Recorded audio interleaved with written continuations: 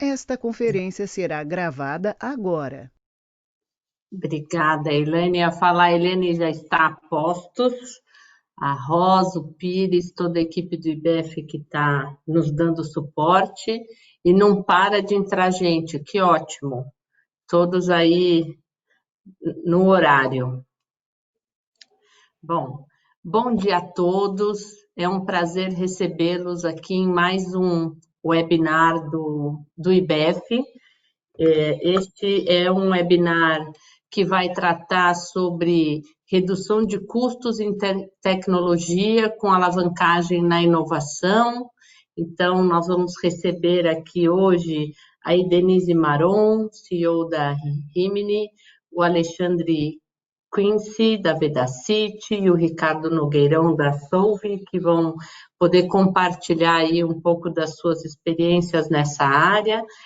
E também vamos receber a Paula Moreno, da Asset Management, que vai poder nos dar uma visão, né, da conjuntura atual econômica e as suas perspectivas. Então, eu gostaria de iniciar aqui me apresentando. Eu sou Maria José, da PwC, participo da diretoria executiva do IBEF, sou responsável pelo grupo do IBEF Mulher, e aí eu gostaria de pedir a todos que mantenham os microfones fechados para que o ruído não atrapalhe aqui para os demais que estão participando do evento.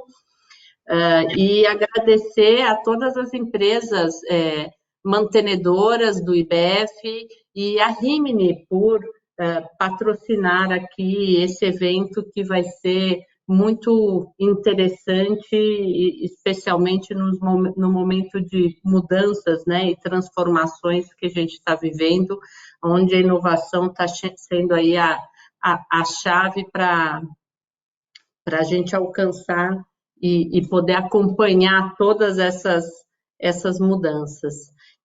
Então, gostaria também de agradecer o interesse de todos os associados e convidados por participar aqui do evento e passar a palavra para Denise Maron, da Rimini, que vai fazer aí a introdução e toda a condução aí com os nossos convidados. Muito obrigada.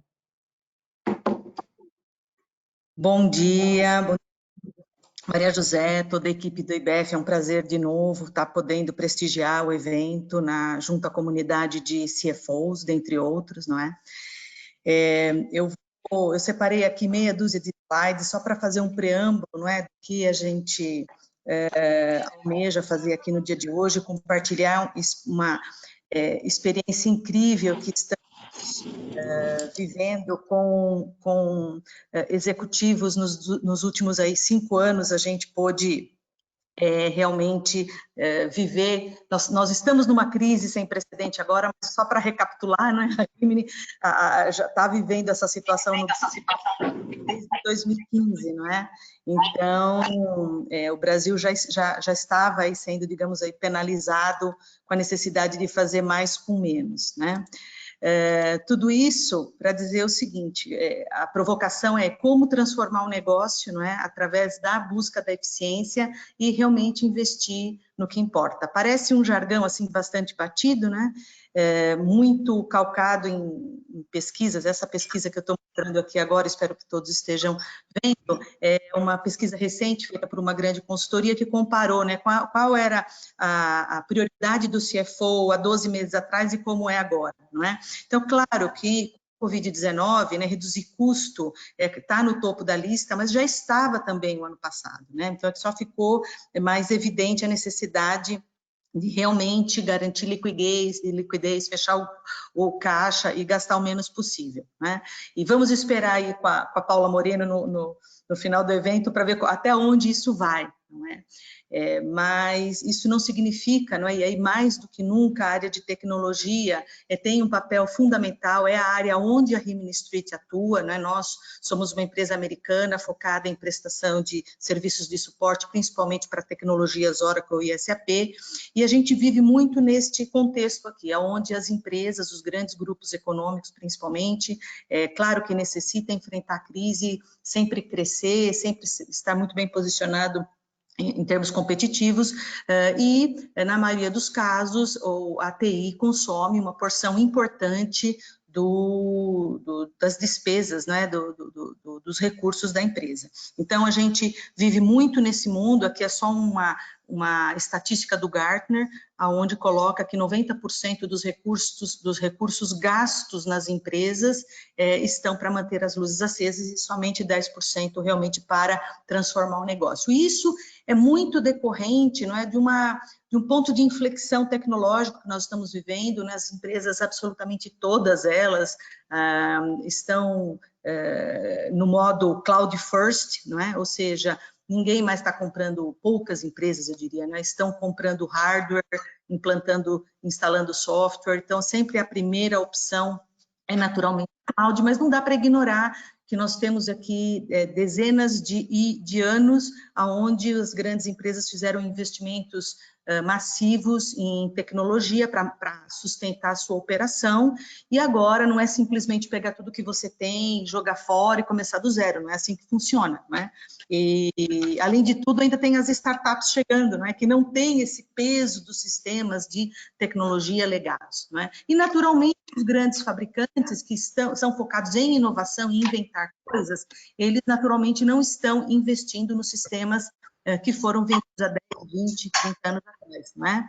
Então, esse é o contexto, nosso foco é em tecnologia, e nós vivemos, principalmente nos últimos 5 anos, uma experiência incrível aqui no Brasil e no mundo todo, não é? O próprio Gartner, ele valida esse modelo, que é realmente ter novas empresas para ajudar os clientes a operar sua área de TI de maneira diferente, através de empresas como a Rimini, no nosso caso, um provedor independente de suporte a software, não é? Então, isso daí está validado, temos mais de 3 mil clientes, 97 clientes brasileiros, e então não há mais dúvidas, esse mercado deve crescer, segundo o Gartner, 200% aí nos próximos poucos anos. Mas eu ressaltei esse comentário aqui do Gartner pelo seguinte, a questão aqui não é o cortar custo por cortar custo, né? É cortar custo para suportar inovação, para transformar o negócio.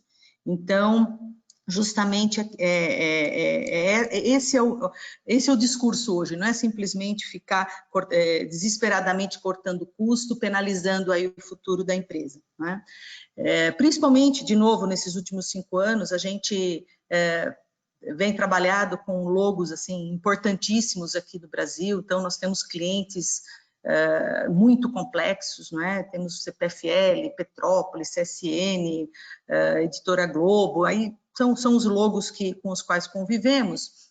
E dentre esses, não é, nós tivemos uma experiência das mais interessantes com a Solvi e com a Vedacity, né? Então, justamente por isso é que a gente, junto com o IBEF, convencemos, não é, o 15 e o Nogueirão a participar, porque eles são um bom exemplo do que nós estamos falando aqui, como é que o CIO trabalha em parceria com a comunidade financeira, não é, com os CFOs e, claro, com a alta gestão, para promover mudança, né? É um jargão bastante batido, é fácil de falar, difícil de fazer, não é?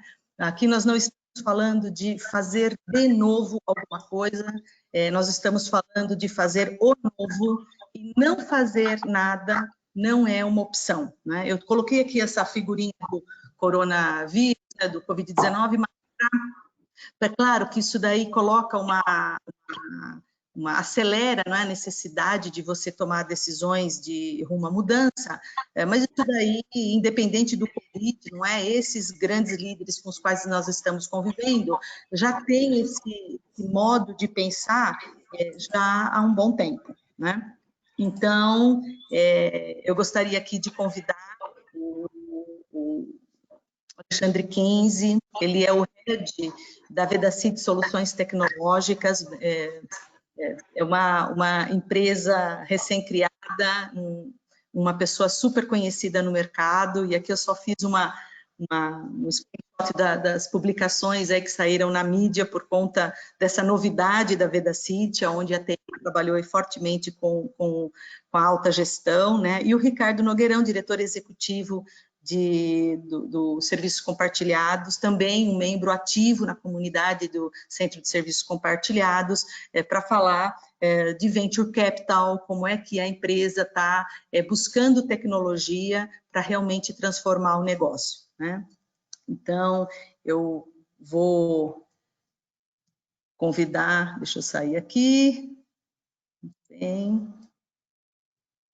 muito bem, cá estamos. Kinzi, Nogueirão, obrigada pela presença. Não Bom dia. Muito... Bom dia. Muito bem. Tudo bem.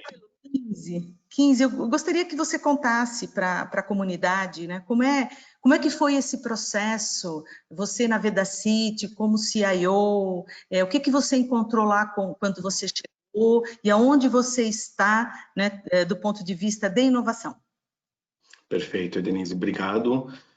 Bom dia a todos, pessoal, um prazer, né, falar com vocês, né, fico honrado aí em poder compartilhar um pouquinho com a nossa história e também aprender, né, um pouquinho com as histórias. Fico também feliz que pelo menos 2 das 5 casas que estão aqui eu já também passei, tive uma participação na Price, uma participação na Rimini, então para mim é um prazer aí conversar com vocês e voltar a ver aí os colegas e rostos conhecidos. Bom, eu anotei algumas coisas, Edenito, que eu achei muito pertinentes e super bem colocadas na sua introdução, né? Eu anotei aqui, né, diversas coisas, né? Entre elas, investimentos feitos no passado, startups com uma agilidade, sem peso tecnológico, suporte à inovação, suporte à transformação do negócio, e também fiquei bem intrigado aí com fazer o novo e não fazer de novo, né? Adorei aí a colocação.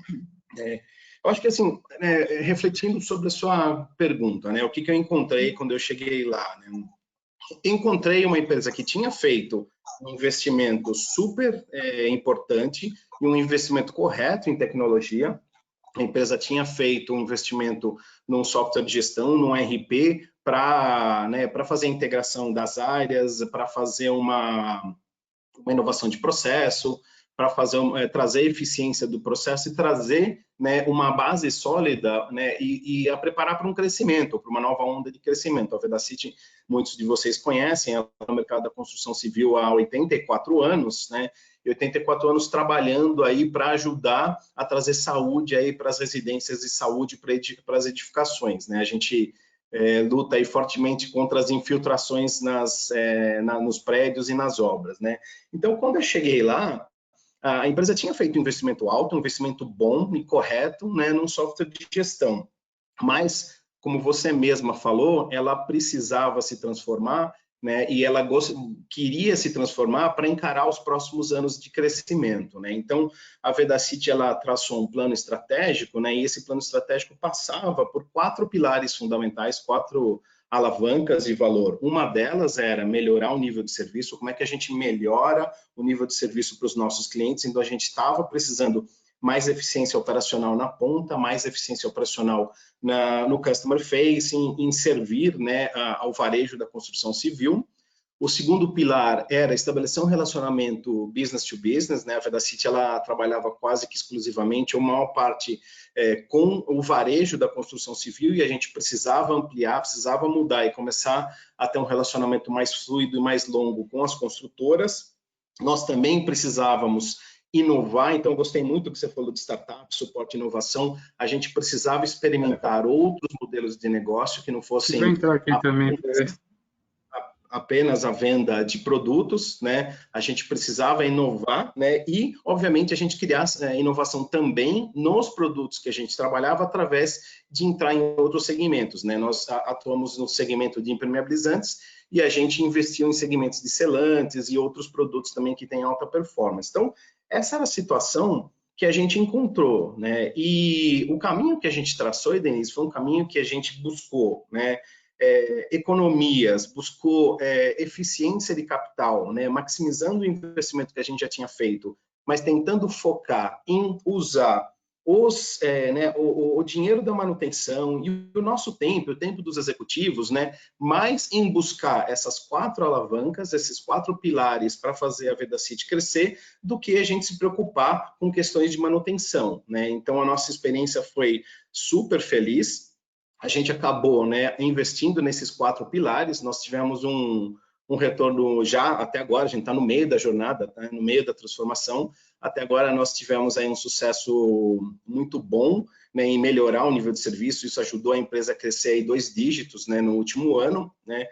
E também conseguimos criar uma agenda de inovação aberta, né? Então, a gente, na área de inovação, na área de transformação e especificamente inovação, a gente começou a inovar de fora para dentro, né, através de um programa de Open Innovation, de dentro para fora, com a nossa própria transformação digital, com investimento em tecnologia, com investimento em processo, e de dentro para dentro, criando uma cultura. Estamos investindo nas pessoas para criar uma cultura digital, para criar uma cultura de transformação, para nos tornarmos mais ágeis, né?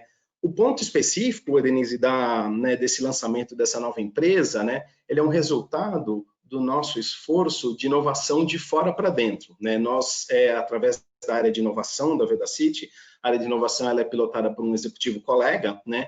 A empresa ela criou uma aceleradora na qual a gente investe em startups que são do ramo da construção civil, tá? Também conhecida como Construtex, né?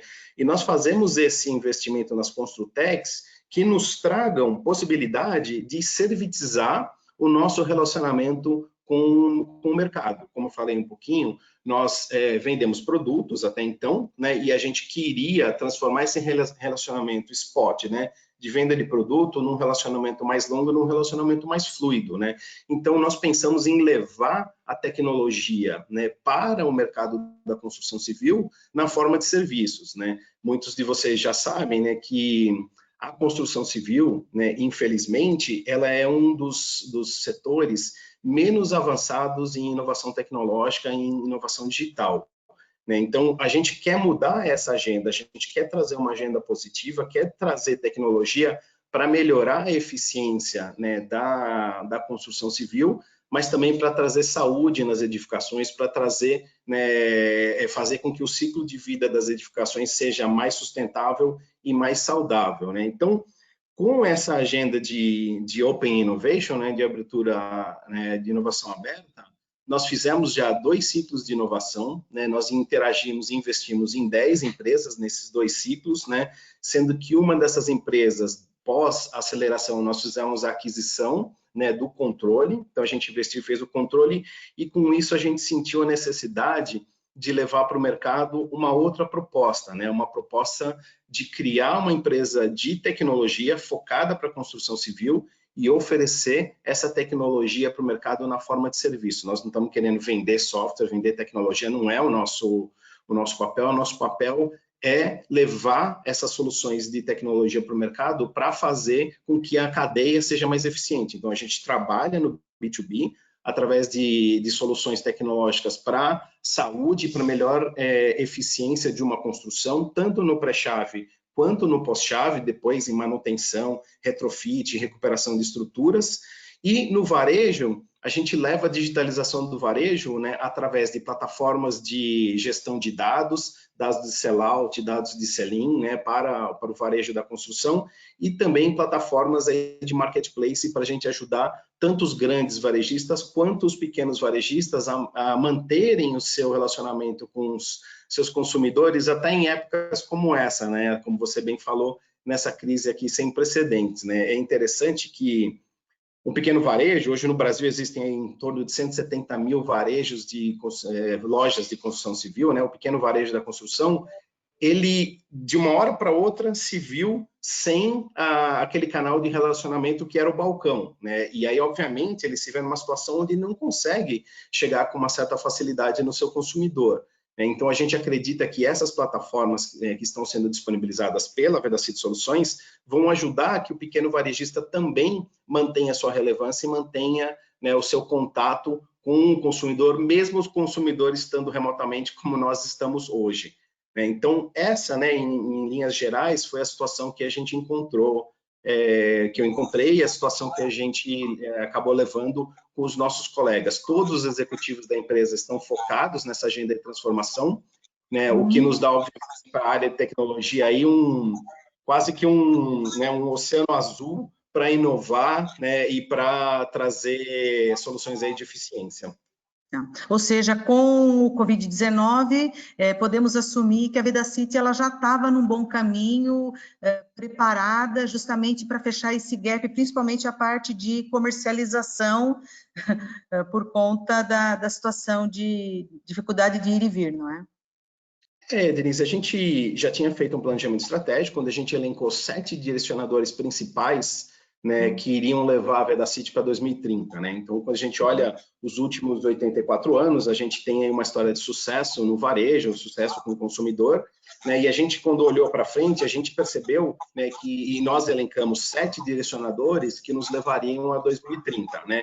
Desses 7 direcionadores, é óbvio, falando de longo prazo, estou falando de 2030, com, né, o advento do Covid, a gente teve, né, que acelerar 3 desses 7. Então, você pode dizer sim que o Covid trouxe, de certa forma, né, uma oportunidade, é claro que é uma situação infeliz, né, mas é uma oportunidade para nos fazer acelerar na questão da servitização, na questão da tecnologia para construção e no direcionador que são as plataformas de experiência para o varejo. A gente acabou encontrando uma agenda positiva. E, né, no nosso mainstream, né, no nosso o produto principal, a gente também conseguiu encontrar uma agenda positiva. A Vedacity, por exemplo, em junho, teve um faturamento histórico. Foi um dos maiores faturamentos, o primeiro ou segundo maior faturamento da história da empresa.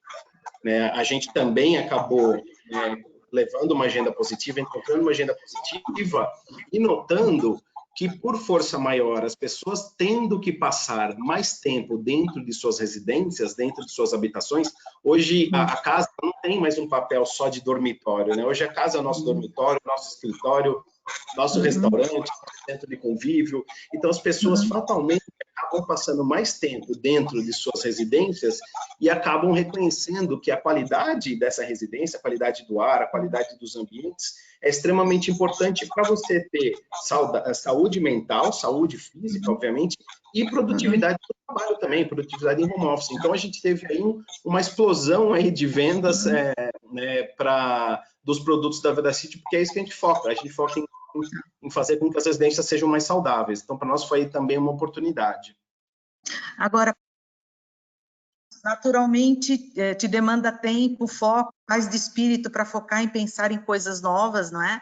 Então, a gente pode dizer que o trabalho que você fez, e as coisas não podem parar, não é? Os sistemas têm que continuar operando, porque você depende dos sistemas já maduros e estabelecidos, né? Então, a gente pode assumir que você reduziu o custo, pelo menos parte da inovação foi subsidiada por essa redução, e mais do que isso, você teve tempo e paz de espírito à luz de novos parceiros que você vai desenvolvendo para poder focar no que importa. Seria nessa linha? Sim, Denise, óbvio, né? A redução de custo é importante, né? A gente não fez redução de custo per se, né? A gente fez redirecionamento das despesas, né?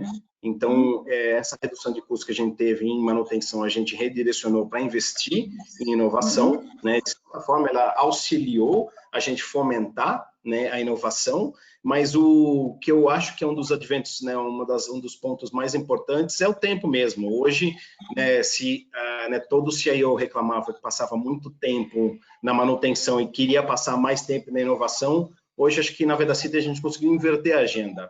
Eu passo pouco tempo, quase nenhum tempo em manutenção, porque a gente está com uma plataforma sólida, porque a gente tem um parceiro como vocês que é sólido, né, na manutenção e no suporte, né, e eu consigo focar minha agenda mais de 80% para inovação.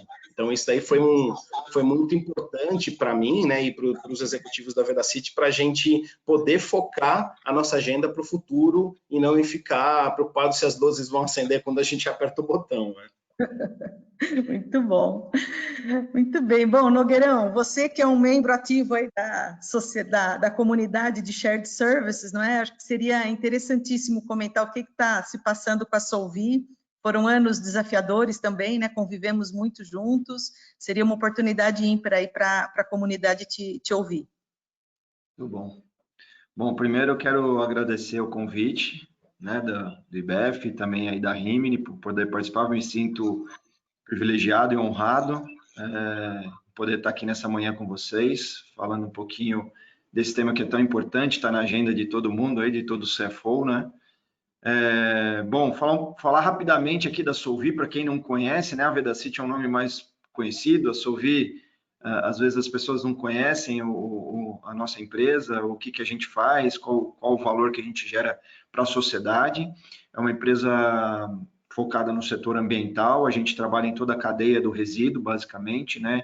Desde o porta a porta dos munícipes, como também da indústria, até as tecnologias de devolução da matéria, né, do resíduo, né, onde está na sua vida final como matéria-prima, né, para a indústria, enfim, né, que é a famosa logística reversa. Então, a gente atua basicamente nos setores de setor público, né, na parte de coleta e limpeza urbana. O carro-chefe do grupo hoje é a parte de tratamento e valorização de resíduos. Temos também um segmento industrial, onde a gente atua dentro do insight, né, dentro de grandes indústrias, fazendo toda a gestão de resíduos. E também temos um segmento de geração de energia limpa, né, através dos gases gerados pelos nossos aterros sanitários.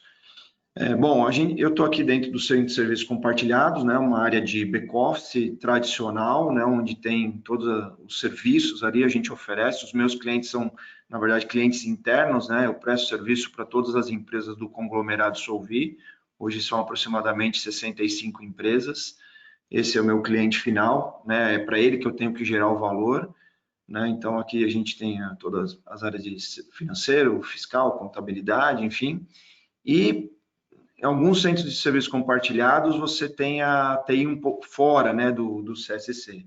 Na Solvi, não, a TI está dentro do CSC, então eu tenho esse privilégio aqui de também poder estar com a tecnologia associada dentro dos serviços de serviços compartilhados, que ajuda muito, tanto internamente para a gestão dos nossos negócios, como também para fora, pensando nos meus clientes, né, toda a parte de sustentação, suporte, e geração de valor também nas atividades core.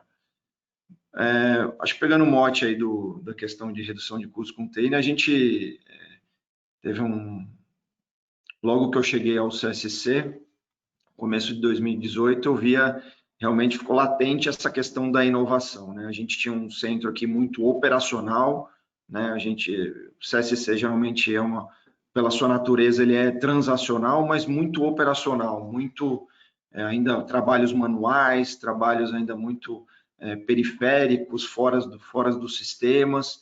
Então, existia uma necessidade latente de inovação. E essa mudança que a gente fez no modelo de suporte, ele, sem dúvida nenhuma, ajudou muito a gente nessa jornada, né? E aí eu vou trazer apenas alguns exemplos aqui do que a gente traçou aqui como estratégia interna dentro do CSC. Primeiro essa economia que a gente gerou foi parte dela destinada para o meu reequilíbrio do centro, né? No centro de serviços compartilhados, a maioria, a concepção dele é repasse de custos, né? A gente não visa lucro aqui, né? Então, em função de alguns desinvestimentos que o grupo teve em 2018, a gente teve que fazer um reequilíbrio. Isso me ajudou, isso me ajudou a recompor aqui os custos e os repasses do CSC. Mas grande parte do valor, né, isso foi um acordo, foi para a gente investir, na verdade, parte desse valor em inovação, né? E aí a gente tinha um desejo muito grande de, né, entrar nessa jornada também que todo mundo fala, né, da transformação digital, né? Pô, mas o que é isso aí, transformação digital? Virou um modismo, né? Pô, mas sua empresa é digital? Eu falei, olha, só faz sentido a gente colocar isso aqui realmente se for para ter um projeto que gere valor, que traga eficiência operacional para o negócio. E aí a gente, no começo de 2019, a gente estruturou um COI, né, um centro de excelência dentro do CSC que não tinha, né, para fomentar principalmente inovação voltado para automação de processos, num primeiro momento internamente, dado a característica do centro de serviço compartilhado, né, que é uma atividade transacional, repetitiva, tem bastante rotina, então isso permitiu a gente fazer a constituição do nosso COI, e a gente, numa primeira onda, né, que eu acho que toda empresa, quando entra, ela precisa definir uma estratégia muito clara de onde ela está e de onde ela quer chegar, e a gente começou pelo aquilo que fazia mais sentido para o centro de serviço naquele momento, que foi implantar a tecnologia de Robotic Process Automation, né, que é o RPA. Então, isso foi um divisor de águas aqui dentro do CSC, porque além de você trazer o elemento da inovação, da tecnologia, do digital, eu tive que trabalhar aqui todo o mindset do time também, né? Hoje minha composição de custos aqui é 60% pessoas e, né, 40% serviços, né, onde está a parte de tecnologia. Então, a gente teve que trabalhar muito fortemente esse lado das pessoas, né, de mudança do mindset. Olha, você não vai fazer mais assim agora, né? Você não vai mais chegar de manhã, abrir aquela planilha Excel, agora você vai chegar, vai ter um robô aí que vai já te dar informação e você vai se dedicar mais a um trabalho mais nobre, né? Um trabalho mais analítico, um trabalho mais criterioso e não mais naquele trabalho operacional do dia a dia de rotina. Então, também teve esse trabalho de a gente mudar um pouco a mentalidade das pessoas internamente. Acho que isso foi um ganho que eu queria compartilhar aí com a comunidade, como você disse, que foi a implantação do COI e a colocação de uma tecnologia, né, de transformação digital.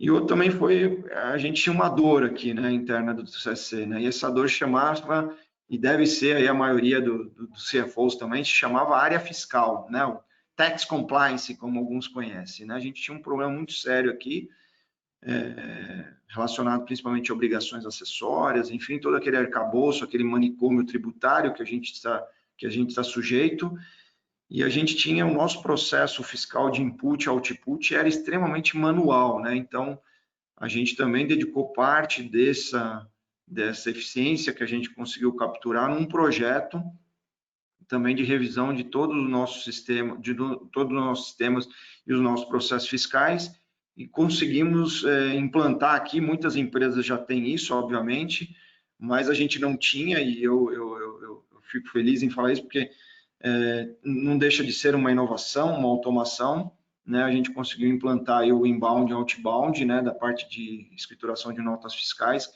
que foi um ganho assim mensurável para a empresa. A gente ainda está no tombamento disso, mas não tenho dúvida que será um ganho muito grande para a empresa, principalmente do lado de mitigação de riscos da parte de escrituração, mas também de eficiência operacional, né? A gente tem um volume enorme aqui de lançamentos de notas, e isso, sem dúvida nenhuma, vai trazer aí um saving de FTE muito representativo do ponto de vista de operacional aqui dentro do centro de serviço, e também era um desejo meu aqui de começar a levar valor para os meus clientes, né? Porque o CSC é sempre tido como o ofensor, né? O CSC é custo, né? O CSC tem que cortar, o CSC.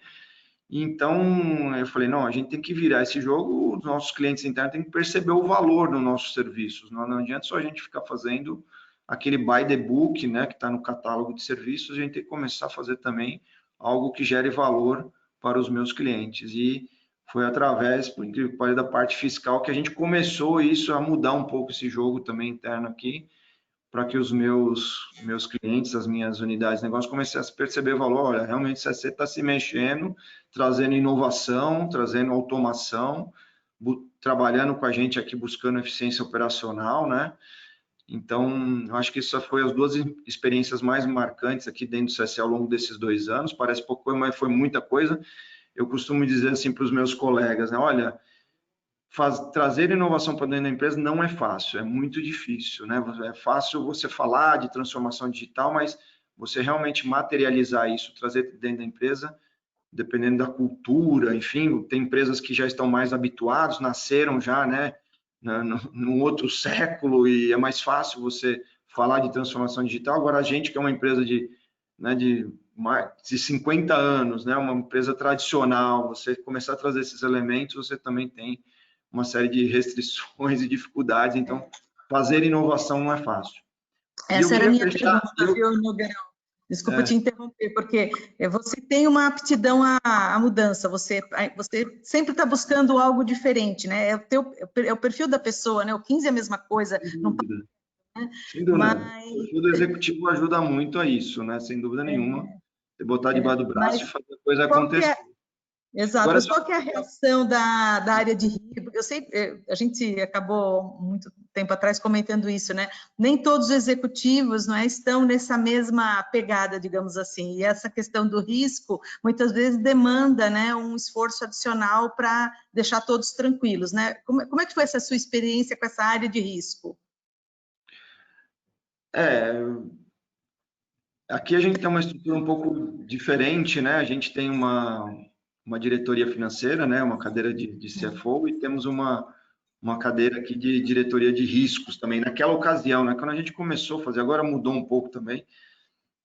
O CFO acabou assumindo riscos, mas na ocasião, quando a gente começou toda essa jornada, eram cadeiras diferentes, né? O CFO, geralmente, quando você fala, né, em reduzir custos, ele é o primeiro da fila. Onde eu assino, né? Pode dar aqui que eu já vou assinar, para reduzir custos, vamos lá. Mas você, sem dúvida nenhuma, a área de compliance, a área de risco, ela sempre quer dar um mergulho maior naquilo que você está promovendo, que alteração é essa, que mudança é essa de direcionamento estratégico, que você está começando a trazer elementos adicionais aqui que não estão na matriz aqui, precisam ser melhor olhados. Então, eu acho que assim, né, o que eu senti aqui, Denise, no final do dia foi mais uma questão tempestiva, né? Você perde um pouco o compasso para determinadas coisas que você deveria fazer com maior velocidade, você tem que ir lá, prestar conta, comprovar com evidências de que a tomada de decisão está sendo correta, está sendo pensada, está sendo olhado também essa questão, o pilar dos riscos. Então, no meu caso aqui, mais foi relacionado à questão tempestiva, né? De a gente de perder um pouco, às vezes, o compasso do que aquilo que estava no nosso planejamento e ter que superar algumas questões que faz todo sentido dentro das empresas grandes, e você tem que respeitar, sem dúvida nenhuma, essas instâncias de governança. Mas eu acho que foi isso, foi mais a questão tempestiva. No final do dia, eu acho que é um caminho sem volta, né? Não temos como a gente voltar. A maneira que a gente trabalhou no passado, ela não vai existir mais. Isso está mais que claro, né? A gente... então, é uma questão... uma briga murro em ponto de faca, né?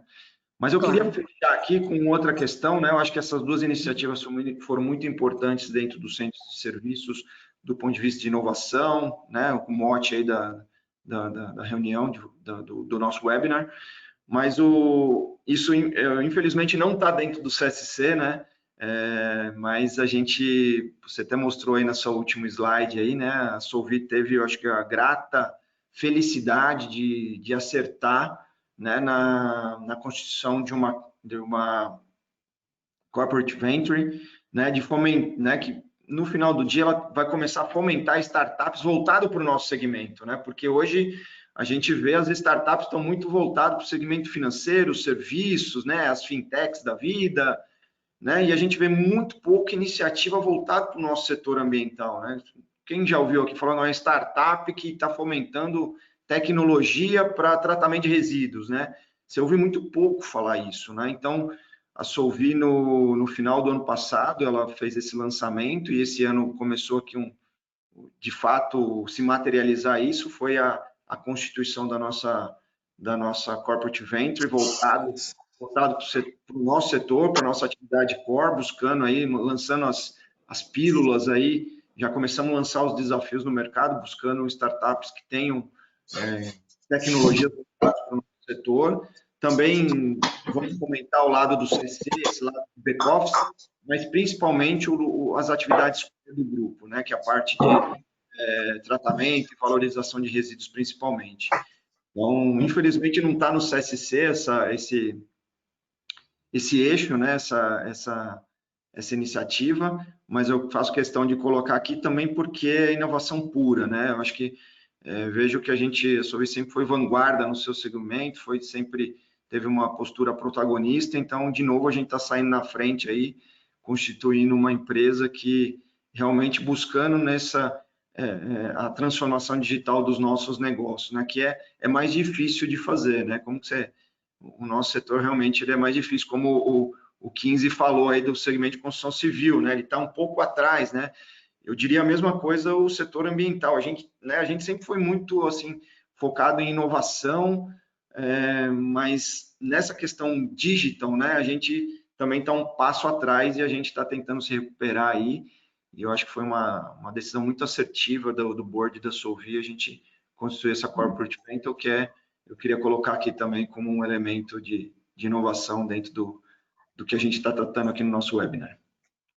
Perfeito. E como você tem a TI, não é, junto de ti, quer dizer, o teu comportamento até com relação às expectativas junto à equipe de tecnologia, penso eu que também vai mudando no decorrer do tempo, não é? Quer dizer, a gente teve uma fase de implementação de ERPs, depois de portal, depois de BI, quer dizer, cada período a gente acabou, não é, seguindo as ondas naturais do mercado.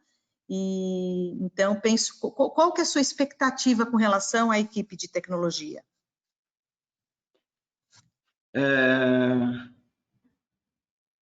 Pergunta difícil essa, porque a gente está bem no começo de uma jornada de inovação, né? E realmente a nossa TI ela tem aquele mindset ainda, acho que o Alexandre falou isso também, muito operacional, né? De sustentar de estar dando a sustentação para o nosso ambiente, né?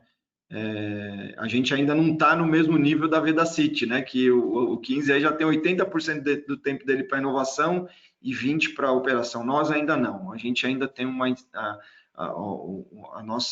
approach aqui da nossa equipe de TI ainda é muito relacionado a sustentar a plataforma, né? O nosso ambiente de RP e outros sistemas satélites que a gente tem, obviamente, plugados na nossa ferramenta central.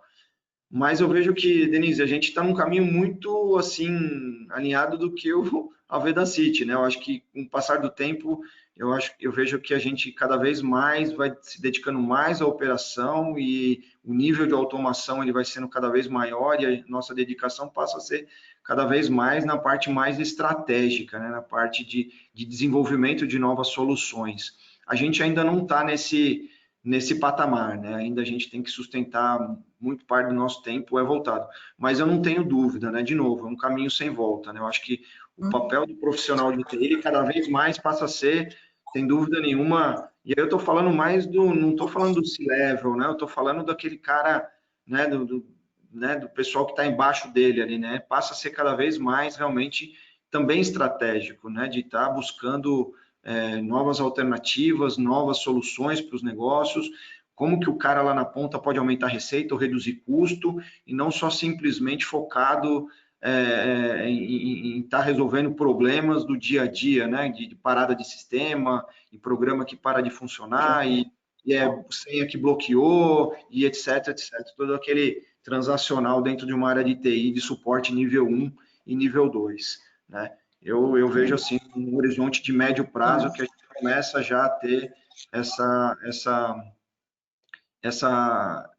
divisão de equilíbrio melhor dentro da equipe, voltado para uma parte mais estratégica. Entendi. Até vou remeter essa pergunta também para o 15, porque passa muito por adquirir novos conhecimentos, não é? Quer dizer, inovar passa por você fazer coisas novas, muitas vezes com outras tecnologias. Então, como é que foi essa parte people para você, 15? Legal. Denise, obrigado. Nogueirão, nós estamos no meio da jornada também, né? Não estamos 100% automatizado, tudo. Acho que a gente está muito parecido. Mas acho que só para emendar na pergunta dele, Denise, eu já te respondo especificamente. né? Eu acho que uma das coisas que tem sido bacana, né, para mim, acho que eu sou afortunado nesse caso, né, que a equipe ela é muito sólida, né? O pessoal da minha equipe aí é bem, eles tocam a agenda, né? Tocam a agenda de transformação, então, assim, eles me dão muita segurança para eu poder focar. E a gente tem, né, como eu brinquei do Oceano Azul, né, os nossos usuários, assim, são ávidos, né, como a Denise diz, né, eles são ninja, né, Denise, os executivos, assim, são ninja, né, a gente começou fazendo transformação no comercial, o comercial tinha uma produtividade gigantesca e eles, às vezes, travavam, né, porque tinha que voltar para o escritório para fazer um pedido de compra para um cliente e tal. Então, eles já estavam ávidos para esse tipo de transformação, e aí, obviamente, a gente encontrou um terreno super fértil para semear a transformação interna, né? Mas a gente está no meio do caminho, Nogueirão. A gente ainda tem coisa manual, estamos colocando os robôs para funcionar. Né? Como a gente começou de fora para dentro, a gente começou com comercial, óbvio, né? It's the customer, né? Always, né? Então, a gente começou com o nosso comercial, né? Que é um dos nossos clientes. Aí agora a gente está mexendo nas operações, né, de transporte, vamos também em paralelo melhorando o back-office, né, fazendo, né, a streamline aí de processos, tudo, né, e também a indústria. Então a gente realmente ainda está no meio do caminho. Tem bastante live para a gente fazer, né? Brincadeira. Mas voltando à questão das pessoas, é interessante, porque sim, tem parte das capacidades que você tem que adquirir de fora. Então, acho que uma das coisas que foi muito bacana nesse processo de transformação da Vedacity, né, foi um movimento até que começou no nosso conselho. A Vedacity é uma empresa familiar, né, essencialmente brasileira, e ela foi gerida pela família muito bem, né, nesses 84 anos, 82 anos, e a família, assim, muito habilmente chegou à conclusão que eles precisavam fazer uma renovação para levar para os próximos 84 anos. Então, eles, em todos os negócios do grupo, a Vedacity é um dos negócios do grupo, eles buscaram gente do mercado para mesclar com os conhecimentos internos, né, para trazer trazer essa capacidade, né, esses conhecimentos externos para mesclar com o conhecimento da indústria. Gente, me desculpe, tem uma obra aqui do lado, tá um barulhão, tá? Eu não posso reclamar de obra, eu adoro quando tem obra, mas está um barulhão aqui, vocês me desculpem, tá? Aí, então, nessa jornada, né, a Vedacity buscou um novo presidente, né, o nosso CEO, né, e ele aproveitou os talentos de dentro de casa, né, então tem bastante talento lá, com bastante tempo de casa, super conectado, né, o bom é que os talentos que estão dentro de casa não estavam desatualizados, pelo contrário, estavam super conectados, e trouxe gente de fora também. Então, a gente hoje tem uma mescla de pessoas muito jovens e pessoas com bastante tempo de casa, né? Jovens de casa, né? E, além disso, nesse processo de inovação de dentro para dentro, né, nós fizemos uma parceria com a Dom Cabral, né, para trazer, né, o conhecimento do intraempreendedorismo para dentro da Vedacity. Então, a gente buscou a academia, né, para trazer esse conhecimento para dentro, e a gente fez várias jornadas de inovação interna, né, justamente para provocar o pessoal, né, sobre o intraempreender, sobre usar o tempo e usar os recursos de forma mais eficiente. Então, respondendo especificamente isso daí, a gente fez um mix aí, Denise, mas foi muito bacana, porque a gente está criando uma cultura muito sólida, né? A Vedacity, eu tenho orgulho de falar que ela é uma empresa de gente boa, né? Até sendo um pouquinho egoísta falando, né, me incluindo como gente boa também, né, mas brincadeiras à parte, ela é uma empresa de gente boa, é uma empresa que está criando uma cultura sólida, trazendo com o maior carinho gente de fora, como eu, né, e mantendo o respeito pelo conhecimento e pela tradição que a gente tem. Então, uma jovem startup de 84 anos é onde a gente está agora. E interessante porque da forma como você fala, e o Nogueirão também, a gente não sente nenhuma apatia com relação à crise que a gente está enfrentando. Então, penso eu que são dois setores que não foram tão drasticamente impactados como linhas aéreas, varejo no geral, foram mais impactados, né? Não, a gente foi, Denise, não vou dizer que não, né? Nós desenhamos alguns cenários de crise, né? A gente, nos cenários que a gente desenhou, a gente acabou reduzindo, né, as projeções de crescimento, isso pré-crise, né? Então, em primeiro impacto, até por conta de incertezas do que ficaria aberto, né, a gente chegou a ter um impacto, sim, no resultado, né, mas a gente, assim, acho que uma das coisas que eu gosto, e sem demagogia, né, uma das coisas que eu gosto na Vedacity, a gente traçou uma estratégia em parceria com um board, né, no qual a gente, primeiro de tudo, e mais importante, proteger a saúde física das pessoas, né, então nós optamos por focar na saúde física da nossa tropa, né. Em segundo, na saúde financeira. Então, a gente optou por não fazer nenhum desligamento, né, por conta da redução de volume. Então, a gente aguentou, né, nós tínhamos um fôlego financeiro muito bom, fomos muito bem suportados pelo grupo. Então, a gente aguentou no começo, né, a redução de volume, né, e, obviamente, em terceiro lugar, a gente também se preocupou com a saúde financeira dos nossos clientes né, e o caixa, não que não seja importante, mas o caixa a gente colocou em quarta prioridade, né? Então, foi muito bacana que os acionistas aí suportaram isso daí, né? Quando você fala colocar o caixa em quarta prioridade numa crise, tem que ser algo bem corajoso, né? Acionista normalmente não gosta desse tipo de coisa, mas a gente teve esse apoio, né, da família, né, dos acionistas, e aí a gente conseguiu levar isso daí. Isso aí teve, né, um efeito de engajamento e uma injeção de ânimo de maneira tal, né, que nossas pessoas acabaram, sem a gente forçar, sem a gente pedir nada, trabalhando extra, né? E o que começou como sendo um impacto, uma ameaça do nosso resultado, hoje, né, mais uma vez falando no mês de junho e quiçá julho também, nós estamos falando de números, né, de crescimento ou números de vendas que são pré-crise. Incrível, a gente ainda está no meio, né? Obviamente estamos começando a retornar e tal, mas maio já teve um resultado bom, junho a gente teve um resultado histórico, então a gente tem um mix, né, das pessoas engajadas, né, das pessoas querendo retribuir com muito carinho algo para a empresa que fez algo muito importante para elas num momento muito frágil, né? Então a gente tem isso daí com, obviamente, o advento, né, e a oportunidade do mercado da residência ser algo importante, e também, não posso dizer que não, um pouquinho de sorte, né, que o setor da construção civil, ele foi e é um setor que é declarado essencial, né, até por conta das vidas das pessoas, né, então a gente acabou conseguindo reverter esse cenário e a gente está vendo até um certo crescimento para esse ano, então a gente não está mais vendo o ano como sendo um ano perdido. Perdido, que bom. Muito bem. Bom, Nogueirão, temos 2 minutos para passar a palavra para a Paula, economista que vai nos dar a luz hoje, dando rumo. A responsabilidade, Paula. Você tem alguma consideração? Não, eu vou fechar também na mesma linha do 15.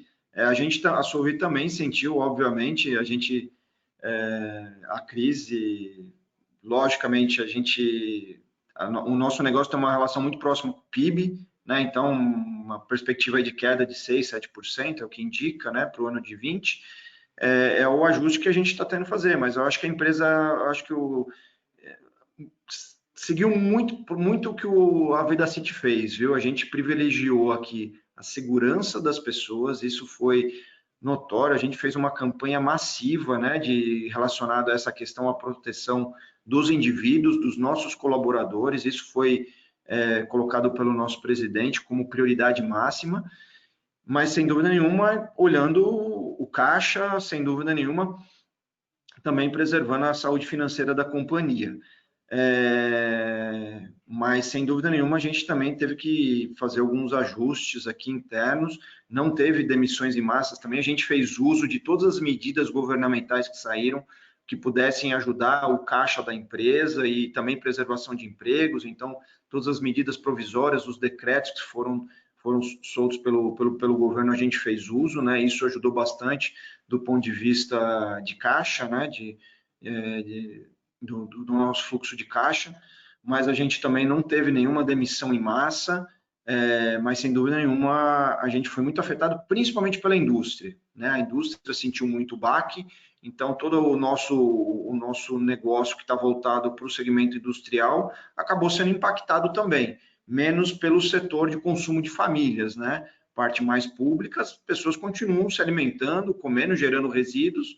Então, o impacto foi um pouco menor, mas também teve. Mas o grande impacto veio da indústria. Então, sem dúvida nenhuma, teve os ajustes também que a Verdacity também teve que fazer, e a gente também teve que aqui se mexer também, mas eu acho que o que é louvável é que a gente reagiu muito rápido, sabe? A gente não esperou a coisa acontecer, a gente já, logo começou, a companhia já se mexeu muito rápido com relação aos movimentos, traçou os cenários e eu acho que é isso.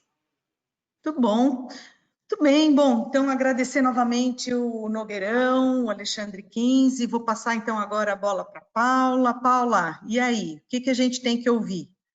Obrigada, Denise.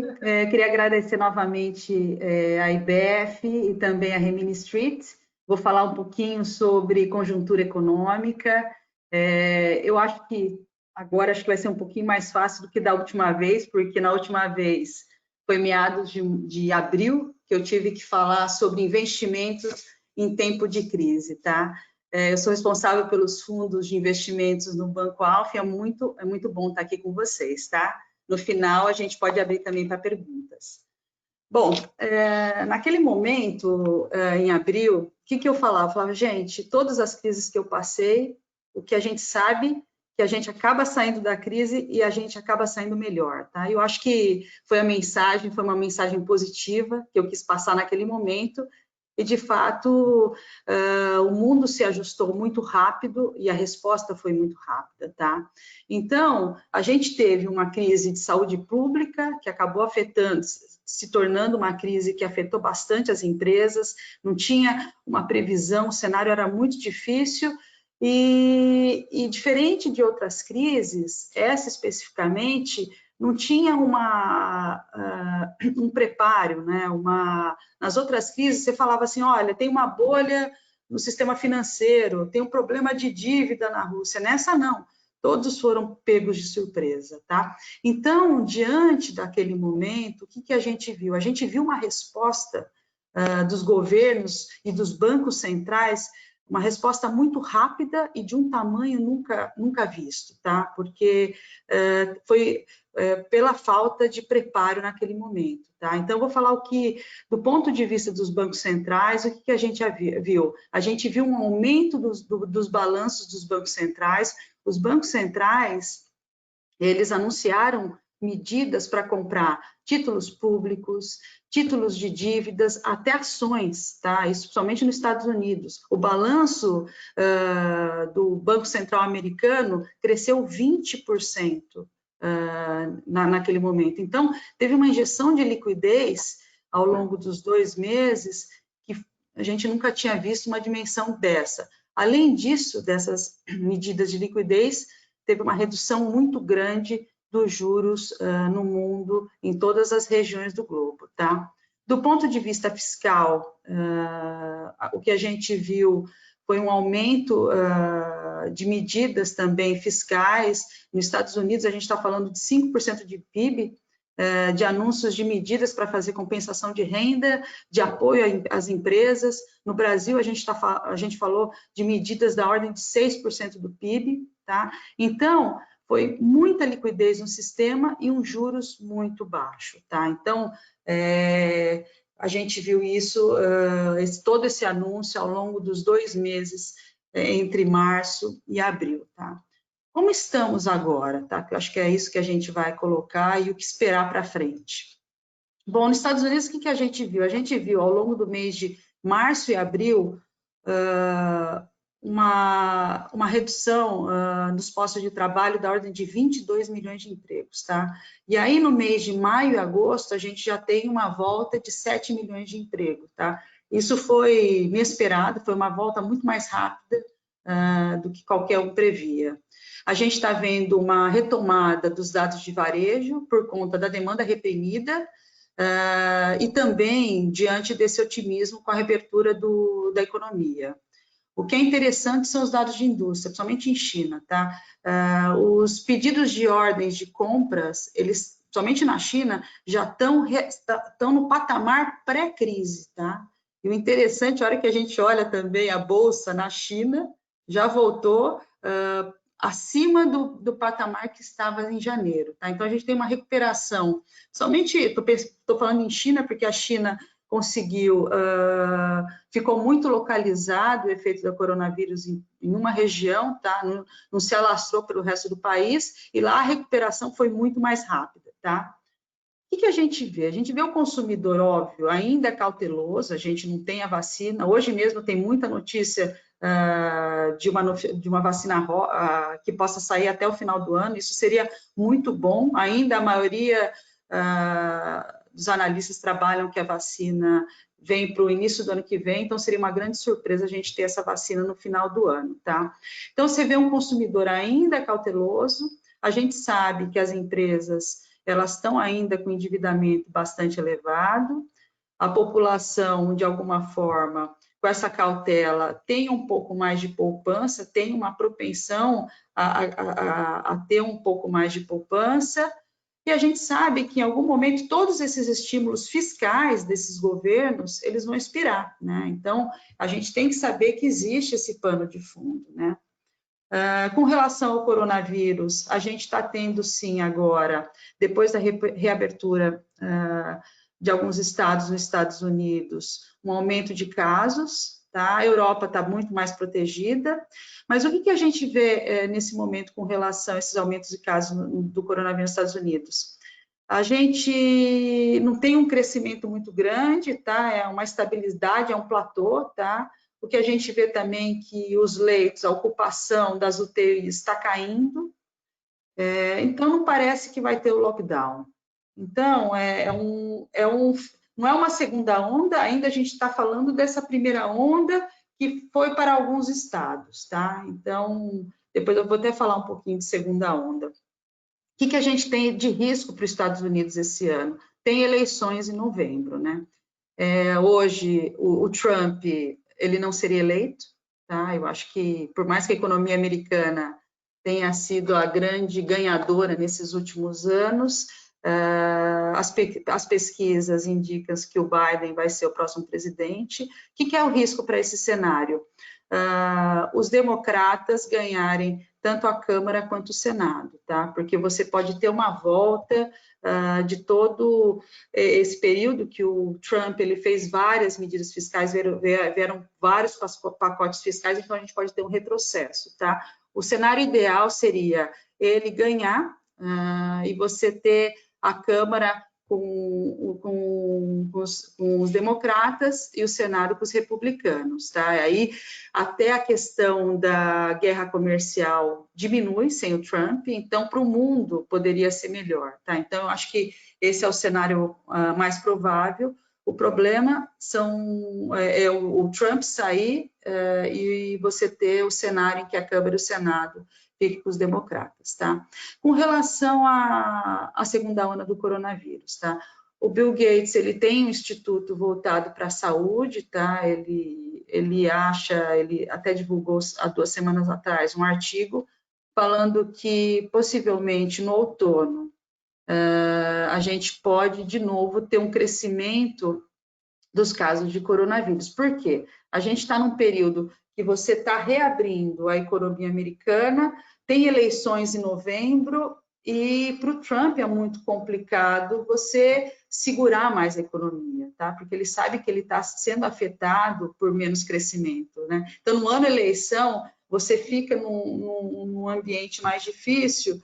Então, essa reabertura, ele quer continuar e vai continuar essa reabertura, e aí no outono americano, que a gente está falando aí, final de setembro, início de outubro, precisamos ficar atentos a um risco de uma segunda onda, tá? Mas a gente sabe que hoje o mundo está bem mais preparado para isso, né? Então, a gente tem hospitais, é diferente de uma situação em março, que todo mundo foi desprotegido, tá? E possivelmente a gente já vai estar próximo a uma vacina. Então, eu também não vejo isso óbvio que vai, assim, depois dessa recuperação, somente de preços de ativos, vai ter um efeito, mas não é, de longe, não é perto do cenário que a gente viu em março, tá? O que a gente está vendo no mundo? De novo, vamos falar do novo normal. O que é o novo normal? É um juros baixo no mundo, assim, com muita liquidez, mas o crescimento é baixo. O mundo, o mundo entre 2005 e 2015 crescia por volta de 3,5%, 4%, nós estamos falando de um mundo que cresce 2,5%, 3%, tá? Mas com muita liquidez. Que a gente vê? A gente vê os bancos centrais, o que eles fazem? Eles atuam mantendo esses juros baixos, porque a gente não vê uma inflação no cenário, a gente não vê visibilidade. Óbvio que o risco é você ter uma inflação lá no médio prazo e os bancos centrais terem que aumentar os juros, mas esse não é o cenário para os próximos 2 anos, tá?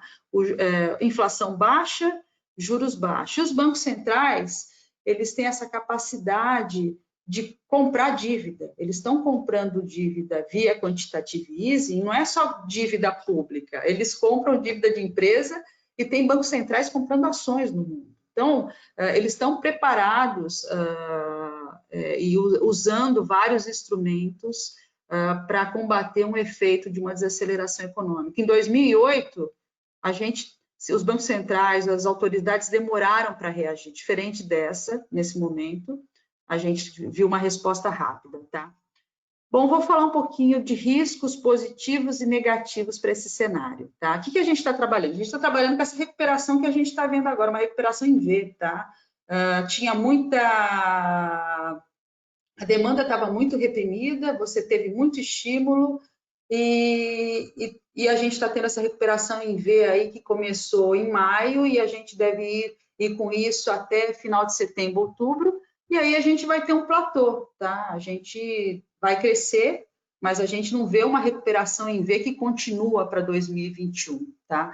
Então, o que seria um risco positivo? A vacina aparecer ainda no final do ano e você ter uma recuperação em V. Então, assim, eu não estou trabalhando com V entrando em 2001, e sim uma estabilidade. Depois eu vou falar um pouco dos números, tá?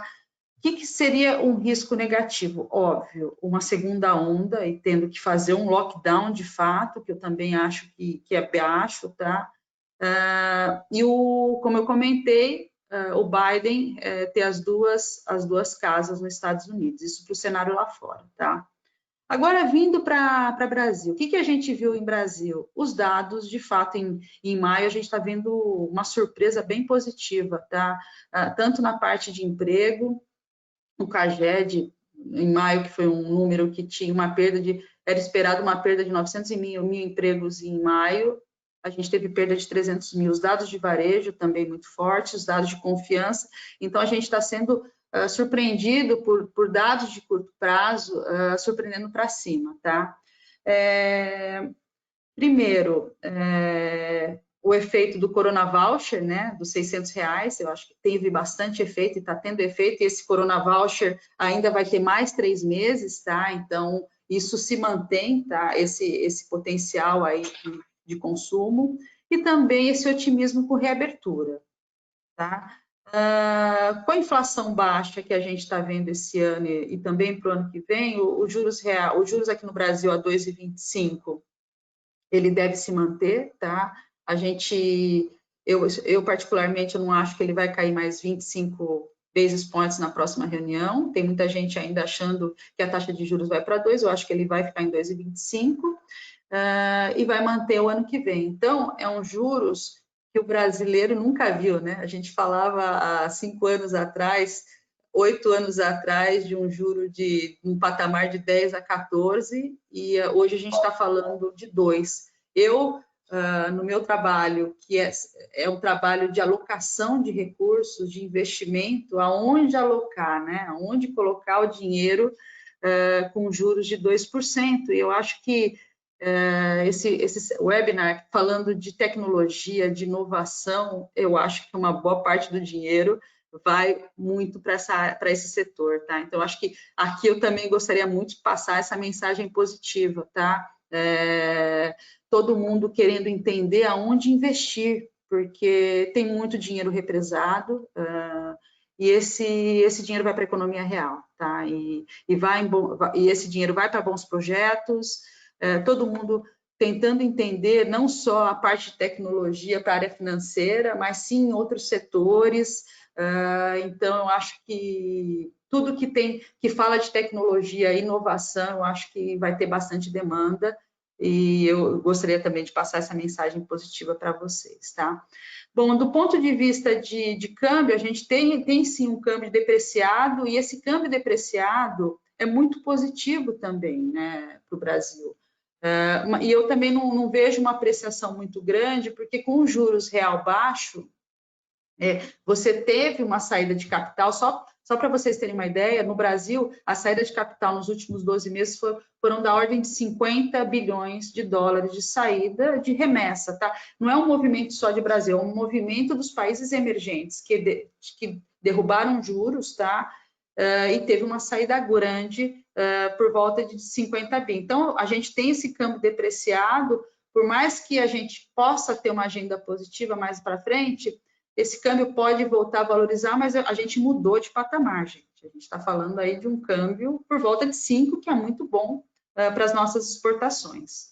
A dívida pública brasileira cresceu bastante com a crise, a gente saiu de uma dívida pública de 80% do PIB, a gente vai para 100%. Por conta disso, a gente tem que avançar em reformas. Então, passado essa agenda aí de crise, o governo vai retomar uma agenda de reformas. Estamos falando de uma reforma tributária, que também é bom para a economia real, e essa, na minha visão, somente a Câmara, o Maia, ele vai avançar nessa agenda. A gente não vai fazer toda a reforma tributária nesse governo, mas a gente vai fazer uma reforma tributária parcial, tá? E isso vem para essa agenda do segundo semestre, isso é muito importante, isso é um sinal para o investidor também. A gente tem que manter o teto de gasto, isso é importante, estar monitorando ano que vem. A gente vai estar próximo do teto, vai ter muita discussão se esse teto tem que tirar essa regra e tem que se manter essa regra, isso é importante para a sustentabilidade da dívida pública.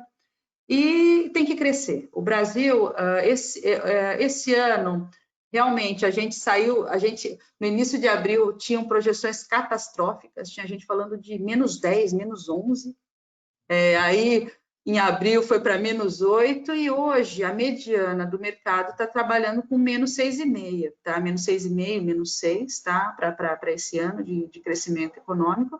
No cenário otimista, a gente pode ter -5, tá, gente? Eu não descarto essa possibilidade. Os dados estão melhores do que qualquer um imaginava.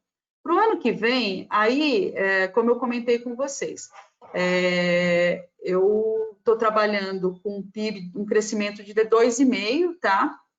Tem gente com um crescimento um pouco mais forte, mas a gente vai ter uma combinação de ter que fazer o dever de casa e ter a gente não pode afrouxar o tanto fiscal, e então esse empuxo fiscal vai reduzir o ano que vem. Então, 2,5% de crescimento, eu acho que é um viés bastante positivo, tá?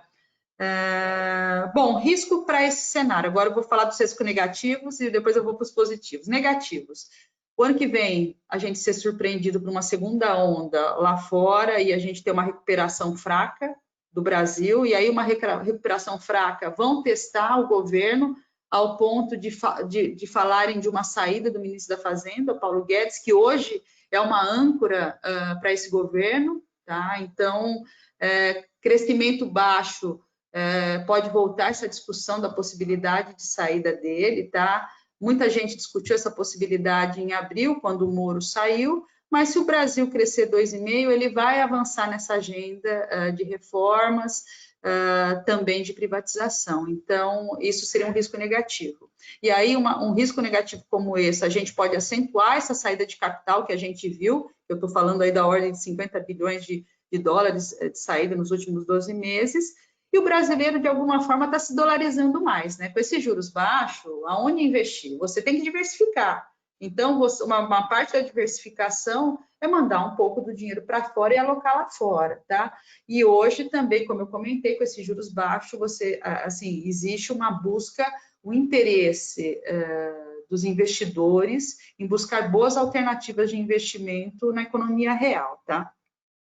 Então, eu acho que eu queria passar aqui uma mensagem bastante positiva. Eu vejo do lado do investimento, eu falo com bastante investidor no lado de fundos.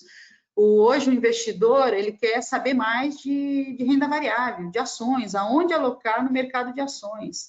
Eu vejo esse mesmo investidor falando assim, poxa vida, me mostra um fundo de private equity, me mostra um fundo que tenha venture capital. E o business model é a discussão, né? Todo mundo fala de modelo de negócios. Vocês estão falando de modelo de negócio. Como mudar? Então, hoje o investidor brasileiro que colocava o dinheiro num fundo de renda fixa, ele está discutindo tecnologia, ele está discutindo inovação. Então, eu como economista, como gestora de fundos, eu tenho que analisar não só mais aquela renda fixa, aquele título público que pagava 13%, 14%, ou fazer um investimento num fundo de renda variável. Não, eu tenho que olhar, sim, ativos diferentes. Eu tenho que olhar fundos de private equity e venture capital, que vai muito em linha com o que vocês estão fazendo, tá? Então, eu queria passar uma mensagem positiva. Esse juros real no mundo é um juros real que veio para ficar, tá? E a gente tem que diversificar, tem que ter diversificação, óbvio, investimentos lá fora. O Brasil, do lado positivo, esse governo agora, ele está mais pacífico, ele está se reaproximando um pouco do governo, começou a falar de uma agenda agora ambiental, porque o que eu vejo? Só para vocês saberem, semana passada vários investidores estrangeiros estavam no Brasil, porque eles querem esse comprometimento do governo, que eles vão ter, sim, uma discussão ambiental mais séria. Ou seja, existe um interesse do investidor brasileiro, investidor estrangeiro no Brasil, tá? Em algum momento, isso daí pode se converter em fluxo para o Brasil, tá? Então, isso seria um risco positivo. O Bolsonaro ele está um pouco mais próximo do Congresso, né? E temos que ver a agenda de reforma para o segundo semestre. Então, eu acho que essa é a mensagem, eu acho que é uma mensagem, é um otimismo cauteloso que eu quero passar para vocês, e essa parte de tecnologia e inovação casa muito bem com esse momento de juros real baixo, tá? Acho que é isso. Muito bem. Obrigada, Paula. Maria José, entendo que não temos perguntas, é isso? Aqui pelo chat não tem perguntas, mas lembrando que as pessoas podem encaminhar aqui perguntas pelo chat. E aí eu vou aproveitar enquanto alguém pode estar aqui escrevendo uma questão para algum dos participantes e lembrar que no dia 21 de julho, das 8 às 9, o IBEF vai organizar um webinar para os novos associados. Esse era um evento que era feito de forma presencial, num almoço, mas a nossa nova realidade fez a gente também inovar nesse encontro com os novos associados, que é tão importante porque é uma oportunidade dos novos associados conhecerem mais sobre as 4 comissões técnicas, os grupos de trabalho do IBEF Mulher, do IBEF Jovem, do IBEF Global, né? De terem mais informações detalhadas sobre o IBEF. No dia 22 vai acontecer também de forma eletrônica a Assembleia Geral do Instituto. No dia 28 de julho já tem um webinar programado das 8 às 9h30 sobre o panorama para a captação de recursos sob a ótica das empresas e do mercado. E, além disso, eu gostaria só de reforçar, talvez comentar que o IBEF Mulher realizou uma série de entrevistas com CFOs, CEOs, para que eles pudessem compartilhar um pouco das suas experiências nesse momento de mudanças que a gente tem passado e quais têm sido as lições aprendidas, né, desse momento. Essas entrevistas, elas estão todas disponíveis no site do IBEF e no LinkedIn do Instituto também, e são entrevistas com diferentes setores da economia, né? Então, temos executivos da área de saúde, mercado financeiro, tecnologia, varejo, indústria pesada, agro, farma, energia, realmente é um material bem interessante que também está disponível não só para os associados, mas aberto aí no site do IBEF e no LinkedIn do IBEF. Então, a Rosa está aqui comentando que as pessoas podem encaminhar as perguntas, e aí eu deixo com vocês, Denise. Muito bem. Bom, pessoal, Paula, sem palavras para agradecer esse tempo conosco, Nogueirão, 15, Marcelo do IBEF, Maria José, foi outra manhã agradável, e aí agora já estamos preparados para enfrentar o dia. Eu saí mais motivada. Eu também saí mais otimista e, assim, teve momentos da gente ter mais de 90 participantes aqui no TET. Eu sei que a nossa agenda do dia a dia concorre muito com esse tipo de evento, mas foi realmente muito interessante. Eu também agradeço aí a participação de todos. Muito bem. Obrigada, pessoal. Tenham um bom dia. Até a próxima. Obrigada, até mais. Tchau, tchau. Obrigada, um abraço, bom dia. Bom dia.